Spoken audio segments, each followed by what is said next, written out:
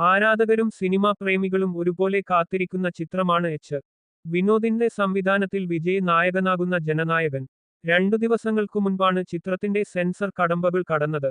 ആ സർട്ടിഫിക്കറ്റാണ് ജനനായകന് ലഭിച്ചിരിക്കുന്നത്. ഇപ്പോഴിതാ സിനിമയുടെ ഈ വിവരം ഉൾക്കൊള്ളുന്ന പുതിയ പോസ്റ്റർ റിലീസായിരിക്കുകയാണ്. തമിഴ്നാട് മുഖ്യമന്ത്രി കൂടിയായ വിജയ് തന്നെയാണ് ഈ പോസ്റ്റർ ഔദ്യോഗിക സോഷ്യൽ മീഡിയ പേജുകളിലൂടെ പുറത്തുവിട്ടത്.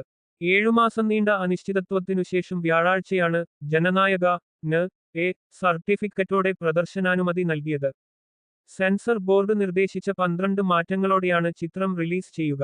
ഇടിവികെയെക്കുറിച്ചുള്ള പരാമർശങ്ങളും ദേശീയ പതാക നിലത്തു വീഴുന്ന രംഗവും വെട്ടിമാറ്റിയവയിൽപ്പെടും. ഈ മാസം 24-ന് ചിത്രം തിയേറ്ററുകളിലെത്തിയേക്കും. 20 സെക്കൻഡ് നീളുന്ന ഭാഗങ്ങൾ മുറിച്ചുമാറ്റുകയും 10 സെക്കൻഡ് വരുന്ന ഭാഗങ്ങളിൽ മാറ്റം വരുത്തുകയും ചെയ്തു. ഭരണഘടനാശില്പി ബി.ആർ. അംബേദ്കറിന്റെ ചിത്രം കാണിച്ച് അംബേദ്കർ സട്ടം ഇടിവികെ സട്ടം എന്നു പറയുന്ന ഭാഗമാണ് മുറിച്ചുമാറ്റിയവയിലൊന്ന്.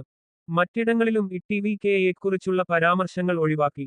ഭാഗവതം, രംഗനാഥർ എന്നുള്ള പരാമർശങ്ങളും പുതിയ ഇന്ത്യയെക്കുറിച്ചു പറയുന്ന ഭാഗവും നിശബ്ദമാക്കിയിട്ടുണ്ട്.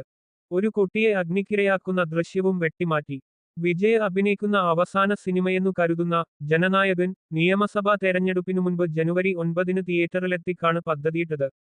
കഴിഞ്ഞ വർഷം ഡിസംബർ അവസാനമാണ് സെൻസറിങ്ങിന് സമർപ്പിച്ചത്.